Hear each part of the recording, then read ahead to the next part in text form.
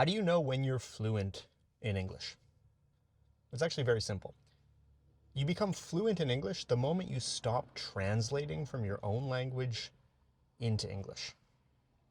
You become fluent in English the moment you can think directly in English. You can look around you, you can look at the environment around you, and you can identify the English word for everything you see. And you can do that quickly. That's how you know you're fluent in English.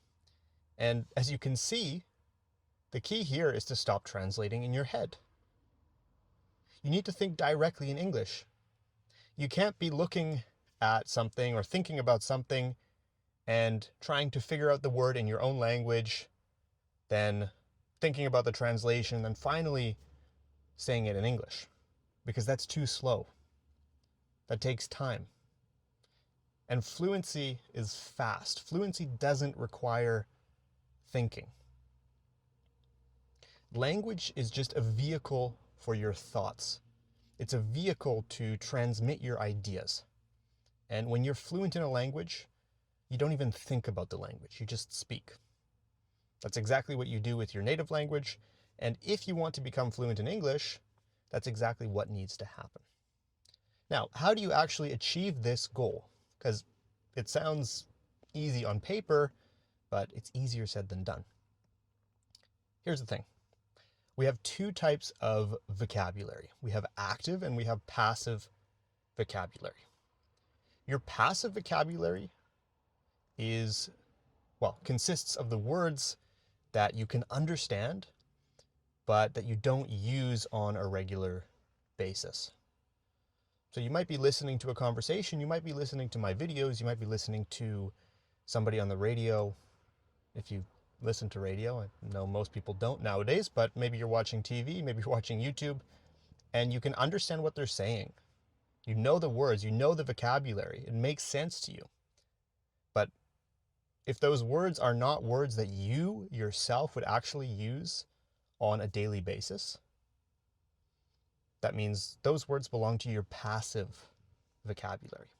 Your active vocabulary consists of the words that you use regularly every single day.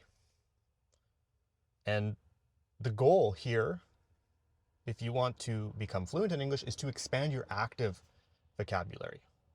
Yes, of course, you can expand your passive vocabulary, and that is important.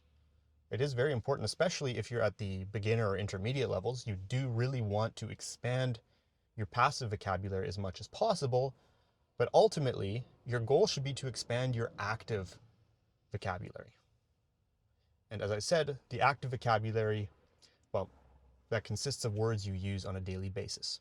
So the more words you use on a daily basis, the closer you become to fluency. So how do you actually do this? Because it is easier said than done. And the first step is to make sure you know the word for every single thing you see, every single concept you think of, idea you have. You actually need to know the word to describe that. For example, if I'm here in my car, this is the window, out here is the forest, bushes, pathway, trail. You need to look around your environment and you need to make sure you understand or you know how to describe everything you see. That's the first step. And you need to do this in different environments. Let's say I'll take the car, for example. I'm in the car right now. Let's say I look around me and I'm able to describe everything in the car in English. That's great. But the moment I step out of the car, it's a new situation, it's a new environment, new vocabulary, new words. Now I need to make sure I know the words for everything outside, at work, at the gym, on the plane, on the train. Every time I encounter a new situation, I need to make sure I know how to describe everything I see. And if you are in that situation and you don't know the word for something, and this will happen, there will be words that you don't know. There will be things that you actually don't know the translation for.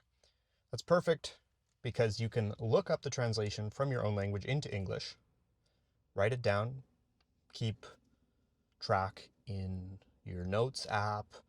You can even use a physical notebook, pen and paper. But whenever you see something you don't know, make sure to translate it. And honestly, you can kind of turn this into a game where you look around you and you deliberately look for objects or things that you don't know the translation for. For example, what's this? It's a handle. Or